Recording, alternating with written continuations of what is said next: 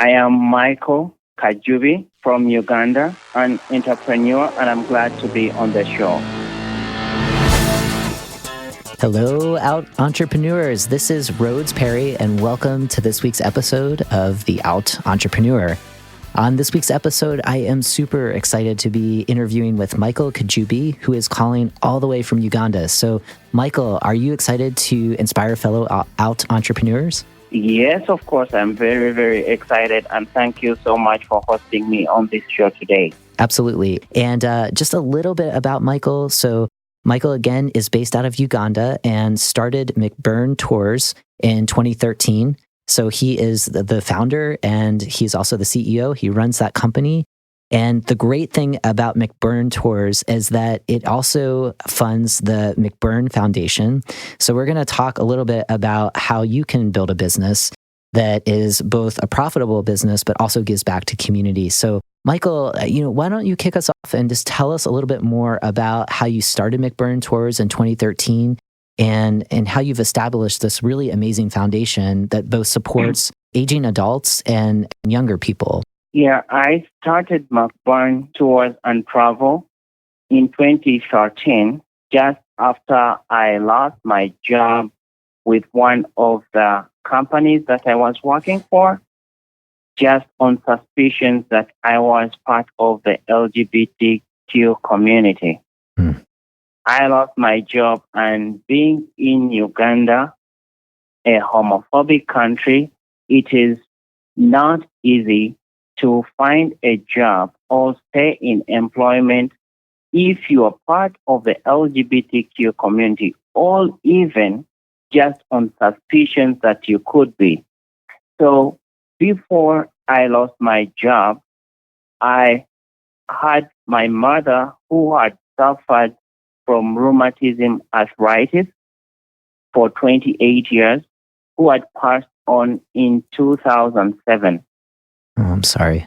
My mother was being taken care of by my grandmother. And when my mom passed on, I had the responsibility to take care of my grandmother. That is when I recognized and saw that there are people out there who are having problems also supporting their sick mothers or their sick fathers, their sick parents, and also taking care of the elderly. Because of my mother and my grandmother, I started reaching out to the elderly and giving out to them from my little salary that I was getting then to support them with the basic needs that they need, the food, the clothing, bedding. And it was then that I lost my job. And I thought to myself, how do I continue supporting these people who are helpless and who are not helped by our government at all?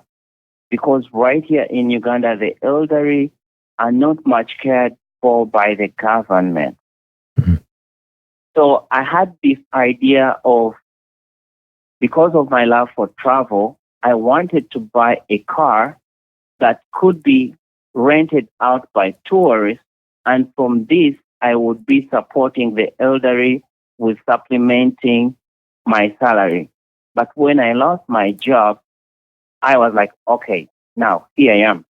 I have nowhere to go. I've lost my job, and it could be so hard for me to find another job.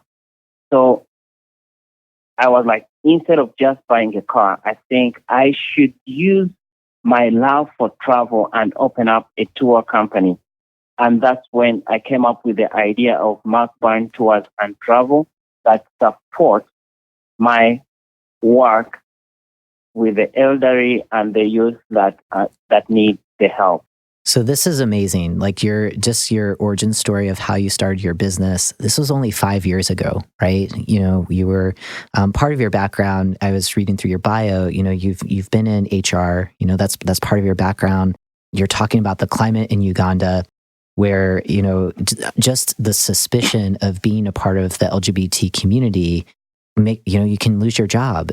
And what I would like to say is that sadly, in the United States, there's the majority of states in our country here, there are no protections for LGBT people. So unfortunately, that also can happen here. And I know the climates are very different for different reasons. I think part of your story that I think is so inspiring for those who tune into the show is you were thinking about, what do I do next, right? I need to make money. I have to support my grandmother.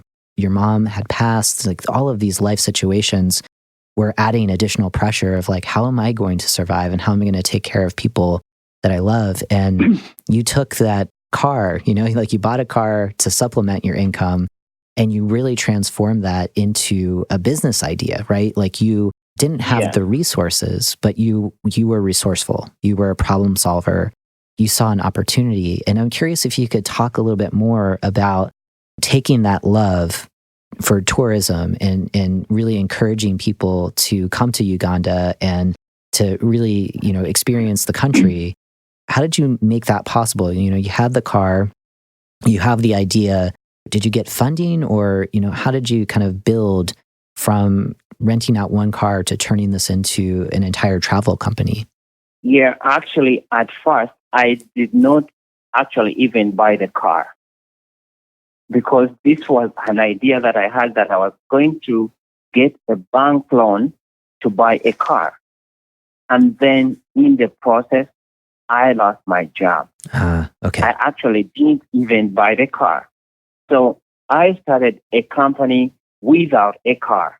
Wow. And then I was only hiring out cars from other companies to do the business. It was after some time that I had made some little money that I was able to buy the first car for the company. Wow. After showing of the income that came in, then that was when I was supposed to get some help from the bank as a top-up on what I had to be able to get a car. And as you kind of showed them your business model, was that a difficult process to get the bank loan? You kind of walk us through what that was like. Yeah, it was a little hard, because with the banks here, you have to show that you are earning and you have an income that will be able to sustain their monthly payment. Right. It was a little hard, so it took me about a year. Okay. So I continued with the work as I got some money off the job. And then after 1 year, I was able to show that, okay, here is how I'm doing my work, and here is how I'm earning, and I can be able to pay off your loan. So I don't need all the amount to obtain this car, but then I need part of it to obtain this car, and in exchange, you can have the car as security. I got it. So yeah, that's how I was able to obtain the bank loan. Thank you for walking us through that. A question. So your company, I love your commitment to welcoming all sorts of people to experience tours in Uganda. And I'm curious, 5 years ago, you had the idea, you got started. Describe your company right now in terms of, how many people are working with you, what you're doing to really make sure that of the folks that are working with you, they feel welcomed and they feel included, and they know that they can be themselves and do what they're hired to do to the best quality that they can do it. Yeah, sure. The people I work with know that they do not work for me. I always tell them, you are not working for me, but you are working for yourself.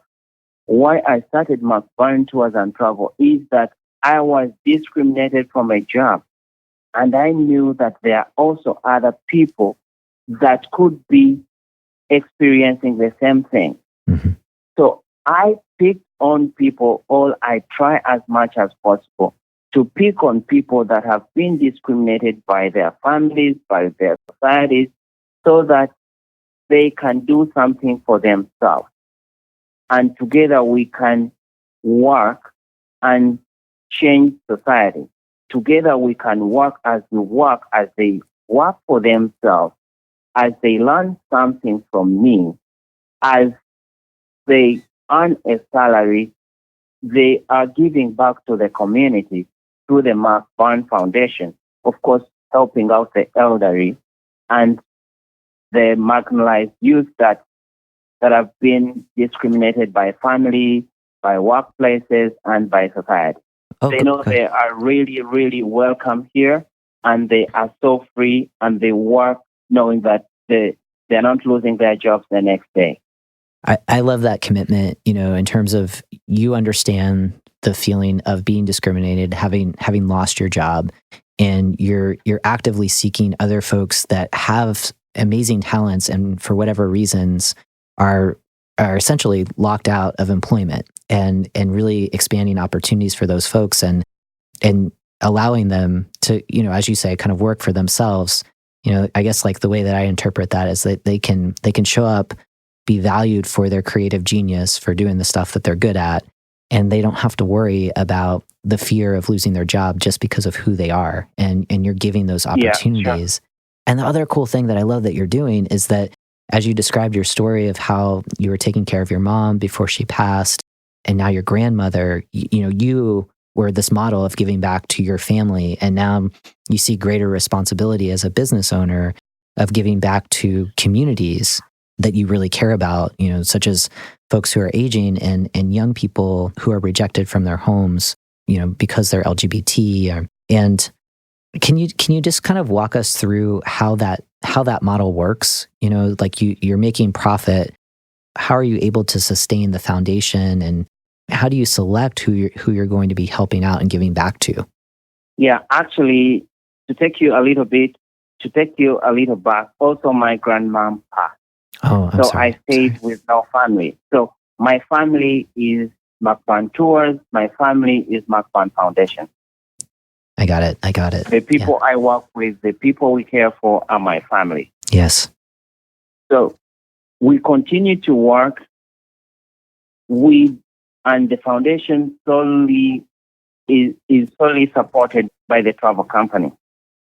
So how you were asking, how do we select who to help? Right here, we go to villages, and we find that there are some elderly people that stay by themselves, and maybe their children have left them alone. They stay in their houses alone, and maybe with one grandchild or two, because even the parents or their sons have passed on, maybe due to HIV, which is rampant here in Africa. Yeah. So they are there and they cannot support themselves. They cannot find food for a day. They are weak and they need help.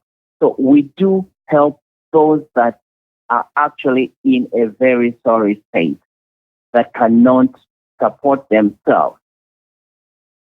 Either they're staying alone, either with their grandchildren, and can barely afford a meal. Yeah.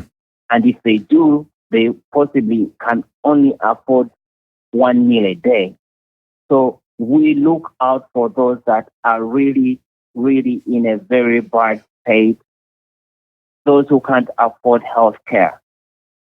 And we take them to hospitals to get some medication, or we drive doctors there to check on them from time to time. So it's really those that cannot afford anything for now. Then later on, we can, as we grow, then we can get to people who can really support themselves but cannot get the other things that they would need. Michael, what you're doing is incredible. It's, as you described, your business is your family. You've created this kind of ecosystem of other folks who really see not just the joy that you get from, delivering, tours for folks visiting the country. You're creating a mission to help folks. I mean, you're giving back, and you're giving back to the most marginalized in your world. From everything, I mean, essentially providing, like here in the United States, we have a program called Social Security. It's this idea that it's a safety net for those folks who are aging. Without that, the McBern Foundation is serving as that safety net in Uganda and delivering healthcare and delivering housing. And so I really commend you for the incredible work that you're doing. And thank you. Yeah. We're going to take a quick sponsorship break. And when we come back, I'd love to talk more about your own LGBT identity, how that shows up in business, and how you're surviving in Uganda. So we're going to come right back. So, hey, Out Bosses, Rhodes Perry here. As you all know, part of my passion for this podcast is to empower you and fellow LGBT entrepreneurs to cultivate a feeling of purpose and belonging in your business. To know that you can show up and be the most authentic version of yourself. Purpose, belonging, and workplace culture are concepts I take seriously in my own consulting business. In fact, I'm on a mission to empower leaders just like you and those on their way to joining us to cultivate cultures of belonging. In my upcoming book, Belonging at Work, I share some of my personal struggles of coming out as a trans guy in the workplace and how I leverage this experience as one of my business superpowers. Now, I'm on a mission to support you in taking simple actions that will make a world of difference for anyone who has ever felt as if they needed to hide important aspects of themselves on the job. When you commit to purchasing a special, limited edition copy of the book, a portion of your purchase will support expanding workplace opportunities for fellow transgender and non-binary people. An added bonus, your story about what it means to belong at work will be featured on the book's website to inspire others. You're ready to belong at work now. To learn more, visit Rhodes on Amazon.com or text 444-999 and type the word belong. Again, that's Rhodes on Amazon.com or text 444-999 and type belong.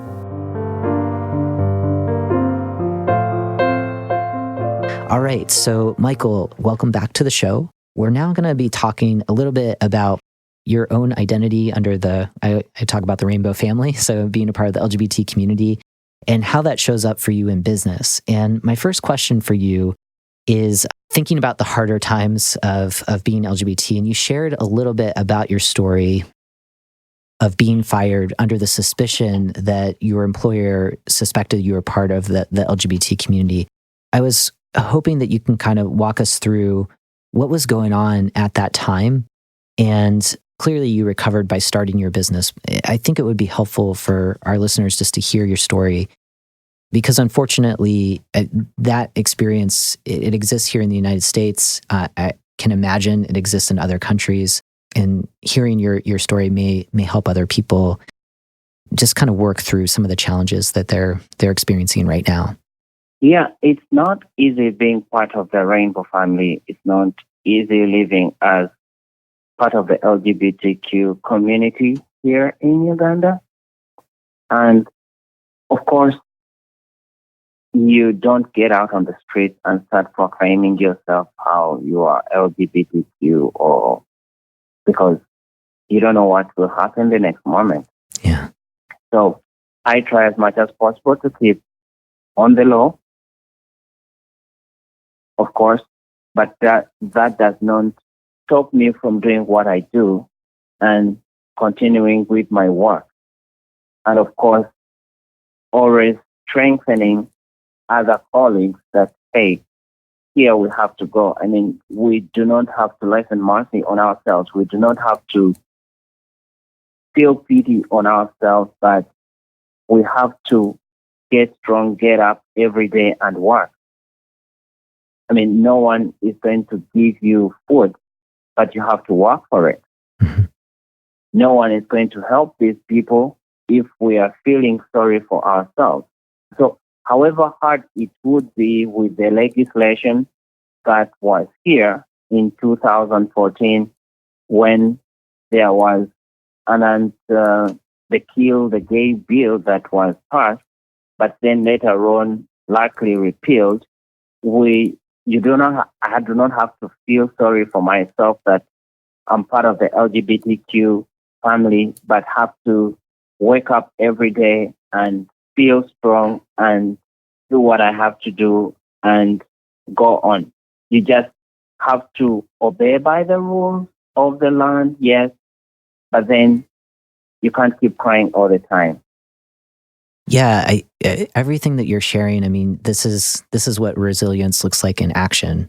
As hard as it is, and what I heard from you saying is that, visibility is hard. You can't necessarily go out into communities where you live and kind of say, "Hey, I'm a member of the Rainbow family," and yet in the business that you're creating, you're building at least a safer space inside the business for other folks who are part of the Rainbow family. And you're giving a model of not only survival, but you're thriving. You're building this business and you're giving back. It sounds like for young people who are LGBT who have been kicked out of their homes, right? Kind of on similar lines of how you lost your job, just suspicion, that you might be a part of the LGBT family. And I think that that's so powerful. And it's got to be, I mean, you're on the show here, you're on the Out Entrepreneurs. So I think that alone is enormous, and I thank you for sharing your story here, because I know that can't be easy in terms of, just sharing the work that you're doing in a pretty hostile environment. And that's powerful. You're being able to show up. And to me, that's you're being your authentic self. You're being out in a way that you can, and you're giving hope to other people that are immediately in your community. So again, I mean, you're my hero right now, because you're not only giving me a lot of hope and energy in life. I think for our listeners as well, you're a leader. You're doing the work, and I thank you for that. And I think thank you. Yeah. And my follow-up question for you is, it's hard, right? I mean, it's very, very hard where you're at to be an out entrepreneur, to be a part of the LGBT family. You're clearly resilient. You're thriving. You're surviving. From your experiences, and it sounds like a lot of those experiences have been difficult related to being a part of the Rainbow family. Do you feel like those experiences give you some kind of advantage? I call them superpowers, right? Where you stand out in your business and you're able to be competitive.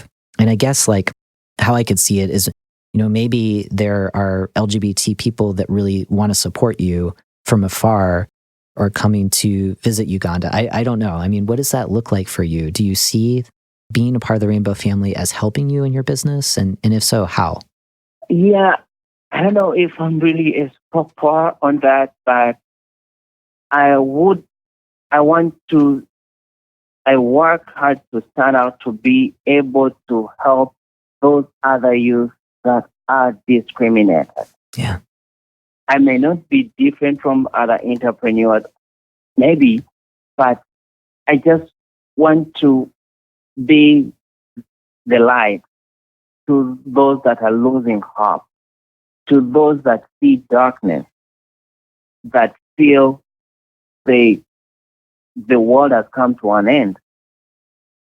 I always tell friends and other people that, hey, I lost my mom, I lost my grandmother, I lost family, but I was able to start. I talk to friends. I talk to friends that I asked to join me in the business. And at some point they always ask me, hey, why don't you just close there? Because it's getting hard. It's even hard to get clients. Because, I mean, if you are suspected that you are, and with the laws of the land, I mean, it could be even hard. But then I'm like, okay, fine. I stand for something. Yeah. There are people who are looking up to me. They saw that I didn't have anything when I was starting this company, and I'm their only hope. They only see the hope in me that I'm doing something. And if I close business now, if I close shop, then maybe 20 people are going to lose hope. Maybe they'll feel the world has really come to an end. So even the people that look up to me, that see me as possibly their model, keep me going every day. Yeah. I don't know if that makes me stand out from the rest, but yeah. Absolutely. That's what I feel. That's what keeps me going every day. To be able to change the hopes of these people, and of course the hopes of all the vulnerable people that I can help in the process. Absolutely. I mean, you're inspiring. There's a universe of like 30,000 listeners who tune into this show. And I can guarantee that you've inspired, far more than 20 people, right? I mean, you're standing in your power and you're seeing the responsibility that you have as a business owner in Uganda and just, truly doing this work in a very fearless way because of the reach that this show has. I'm curious, like, how can one of the superpowers that I see for all of us is that we have our communities. We have a community in Uganda. We have community. I'm based here in Portland, Oregon, in the United States. We have community all around the world. One of the things that we do really well is when it feels like it's dark and hopeless and there is no light, is we come together. And I'm curious, like, what are ways that we can show up to support you? As fellow LGBT entrepreneurs, we might not be in Uganda, but if there's something that we can do, what could that be? Even if it's sending people to go on a tour in Uganda, I mean, I don't know. I mean, what does that look like for you? How can we show up?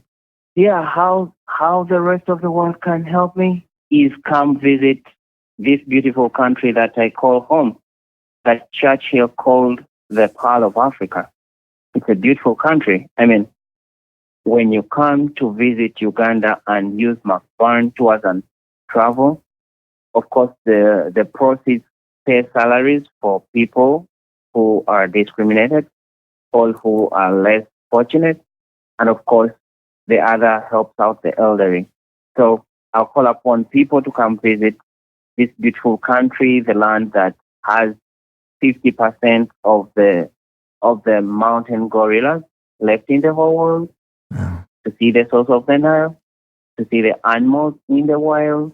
You were talking about 50% of the world's gorilla population is in Uganda. I did not know that. So I thought that was a really interesting fact that you shared. One of the follow-up questions I have for you, what are the safety concerns that we would have, if we're tourists, from the United States traveling to Uganda, we work with you, are there ways that you kind of help us navigate, ways to be in the country and to not be fearful of being a part of the rainbow family? Because I can imagine that might be a concern for some folks who are tuning in right now.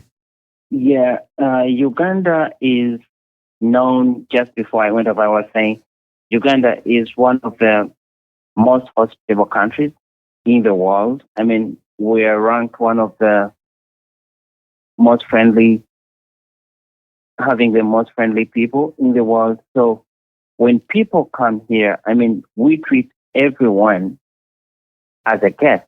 Yeah. No one should fear to visit because everyone will be treated as a guest, just to recognize the laws of the land, the culture. Just like other parts of the world, we have a different culture. Yes. When you're LGBTQ and visit Uganda, we just accept the rules of the land, don't show affection in public, just like other places. It's not in our culture, even for heterosexuals here, to show affection in public. Gotcha. So as visitors come, there'll be normal visitors, they'll be welcomed and secure. And as long as you are with McBern Tours and Travel, no worries. Thank you for that. You are safe. I think that's really, really important. And it's a good reminder for all of us, traveling is super important. We want to be exposed to different cultures. And the fact that you exist is huge, And I think that for many people who want to, see the country, to, see the animals like what you're talking about, to enjoy meeting you and so many amazing folks who are in Uganda doing really, really good work. I think that can also help dispel myths and build stronger connections. And so I appreciate that. I think that the challenge that you gave to our listeners is something that I hope some folks take seriously, especially for those folks who do love traveling. We're going to talk about ways to connect with you for sure. And Michael, I want to shift and talk a little bit more about where you get support in your business. So, you've been in business for about 5 years. You're building, a really successful enterprise. And I'm curious, whenever we get started with a new idea, a new business, we're bound to get stuck. And when you get stuck, about like how do I grow my business? What's the next move?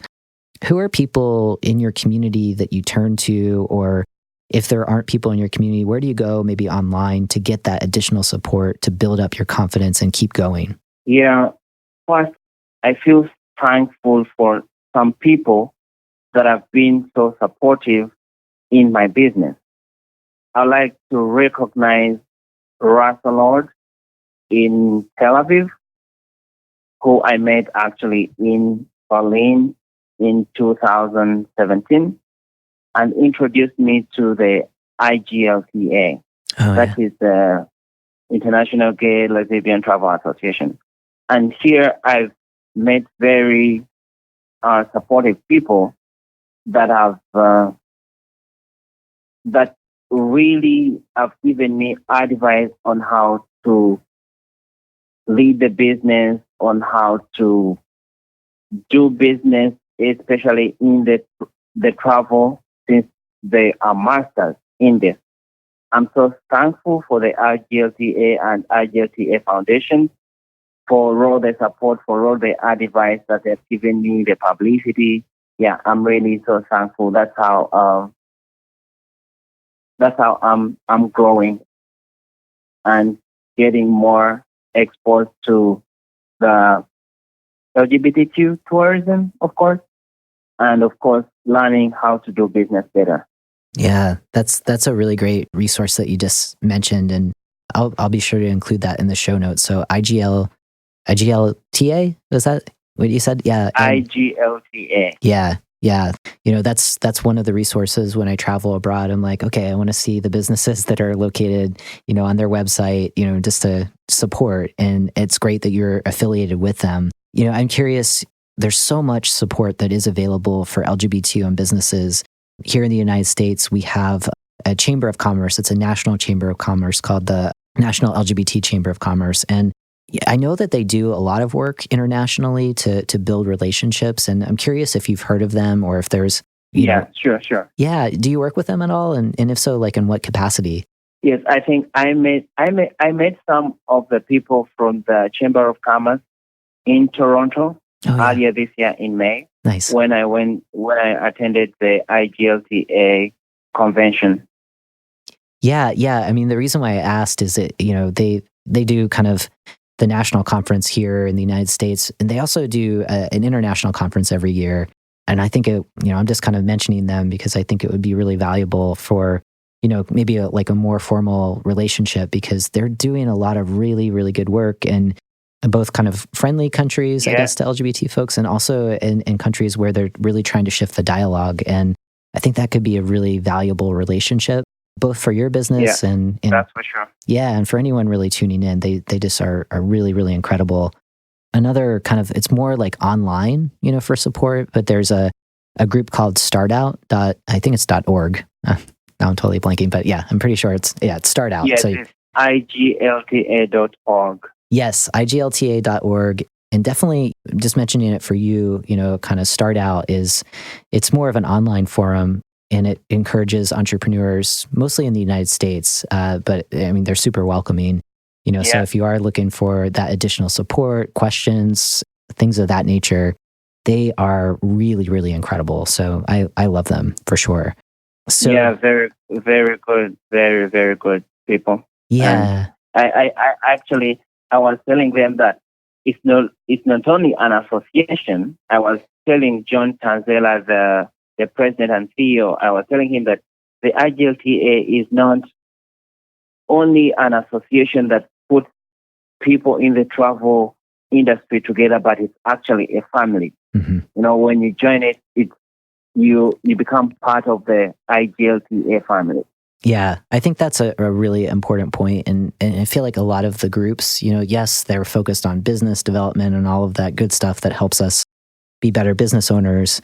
There's also that element that every time you kind of show up at a conference or on a phone call with other folks, it does feel like a family reunion, right? Where it's that people... Yes, that's for sure. Yeah, people want to see you succeed, and they want to help you kind of work through where you're getting stuck. And so, Yeah, I just, again, can't reiterate, like, I do think that that's a superpower for all of us is our community connections, whether they're kind of locally or kind of internationally. It's really, really powerful.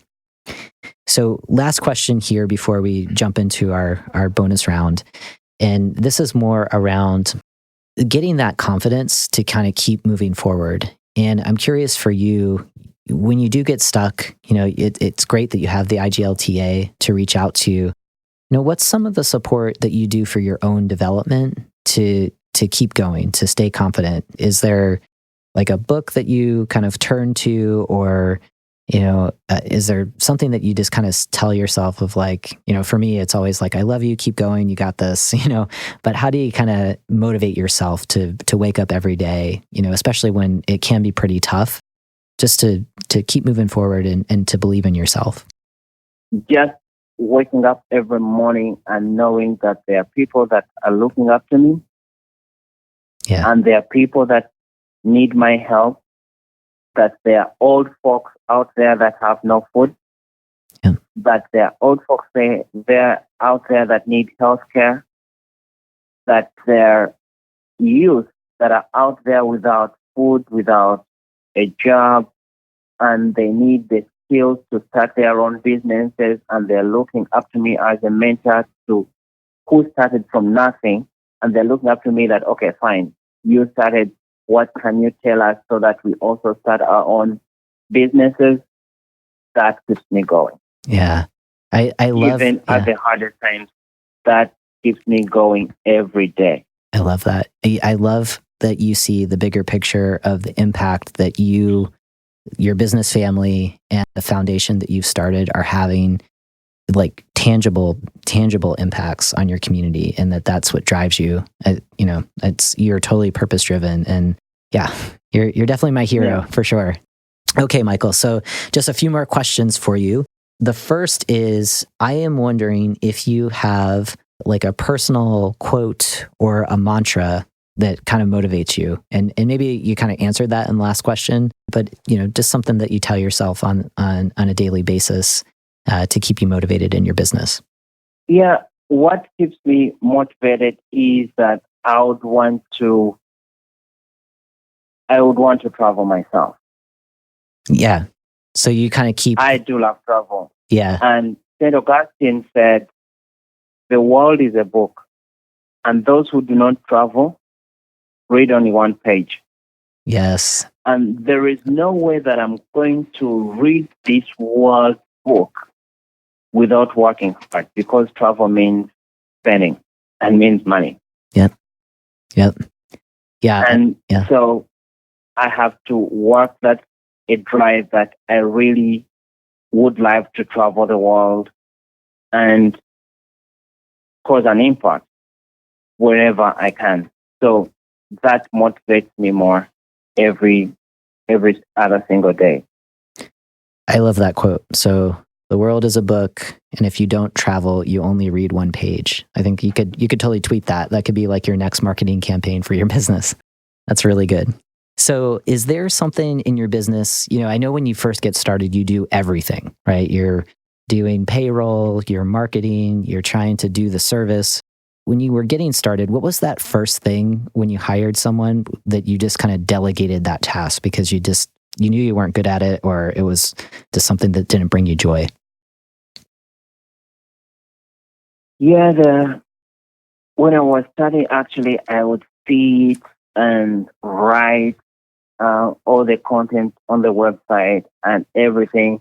My first joy is when I taught someone how to drive a car. Yeah. So that I could have a second guide whenever we needed one. Nice.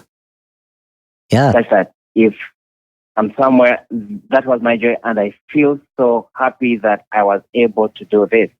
I taught someone how to drive and told him all about business. That right now, even if I wasn't here, he's so passionate about the business. He's so passionate about the foundation that everything can go on even when I'm not around. Yeah. The act of driving takes a lot of time. and you were able to delegate that task so that you can kind of focus in on, okay, how do we expand the business? How do we build out this foundation to have a big impact? And that's where your genius is at, right? Like you see the bigger vision. And I think that's really important to remind us of, like, when we're starting our business, it's like we always have to kind of remind ourselves of where we want to take it and try to bring in people that believe in where we're going. And it sounds like you have that team. That's right. Yeah. I love that.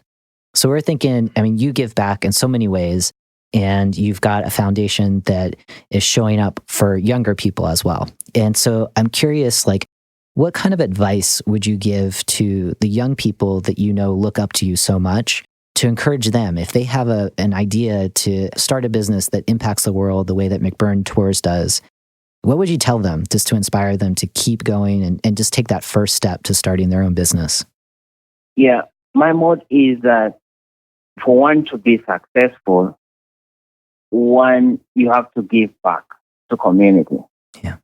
I believe in the law of attraction, that when you do good to nature, nature does good to you. The advice I would say is believe in yourself and do good to other people. And then good will be done to you, or you'll receive good in return. That is super powerful. It's, one of those simple reminders, and it's like, you're right, be of service, do good to nature. And, that does come back. And, sometimes it might be 5 years from now, 10 years from now, but just kind of trust that when you're doing good in the world, you will see those benefits. And it's clear, I mean, you're seeing that now. And I am super inspired by you, Michael. And I thank you for being on the show today. Can you let us know, one of your big calls to action for all of our listeners was to look into McBern Tours and to support your business. So where can we find you online? Yeah, we have a website about the tours and travel, and part of it is about the foundation itself. So that is www.mcberntours.com.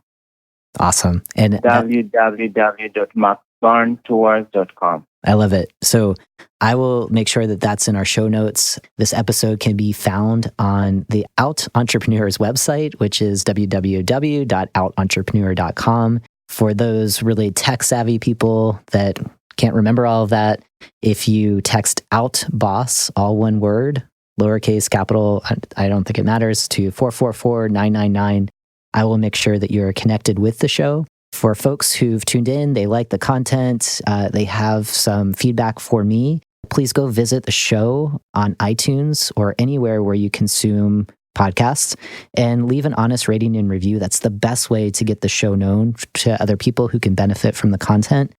And for everybody, thank you for tuning in, for listening to inspiring out bosses like Michael. I think Michael just reminds us to always be our authentic selves 100% of the time, and to show up and have a really positive impact on the world. So thank you for tuning in, and we'll be back next week.